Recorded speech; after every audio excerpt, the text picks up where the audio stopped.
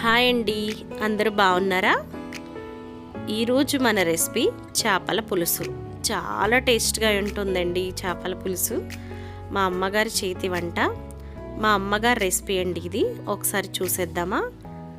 ముందుగా చేప ముక్కల్లో కారం, ఉప్పు, పసుపు, తగినంత నూనె వేసుకొని ఉల్లిపాయ ముక్కలు, పచ్చిమిరపకాయ ముక్కలు, టమాటా ముక్కలు కూడా వేసుకొని ఈ విధంగా కలుపుకొని తగినంత నీళ్లు వేసుకొని బాగా కలపండి. చేపల కూరలో ఆయిల్ కొంచెం ఎక్కువగా వేసుకుంటేనే టేస్ట్ అనేది బాగుంటుంది. తర్వాత పొయ్యి మీద పెట్టి మరగనివ్వాలి. దానిలో తగినంత చింతపండు పులుసు కూడా వేసుకోవాలి. చేపల పులుసులో మెయిన్ ఇంగ్రీడియంట్ వచ్చి కారం, పులుపు, నూనె. ఈ మూడు కరెక్ట్గా వేసామంటే ఆ చేపల పులుసు అనేది చాలా టేస్ట్గా అయితే ఉంటుంది. కొత్తిమీర కూడా వేసుకొని మనం మూత పెట్టేసి బాగా మరగనివ్వాలి.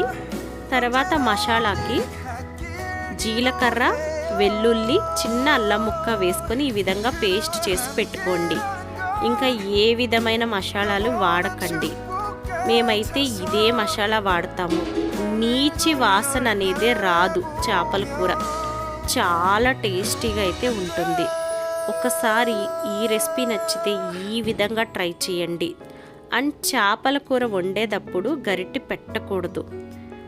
ఈ విధంగా మా అమ్మగారు చూపిస్తున్న విధంగానే మీరు కలపాలి.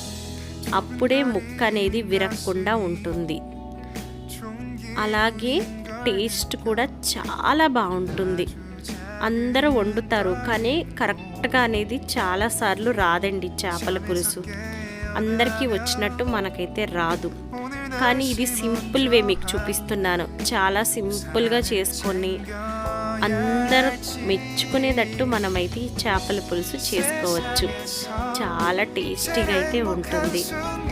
ఈ చేప 2 kgs 2.5 kg అయితే ఉంది. చాలా పెద్ద చేప. టేస్ట్ వచ్చి చాలా బాగుంది. చూడండి, మన రెసిపీ రెడీ అయిపోయింది. ఇదే విధంగా మీరు చేసుకోండి. ప్లీజ్ నా ఛానల్ని సబ్స్క్రైబ్ చేసుకోండి, సపోర్ట్ చేయండి.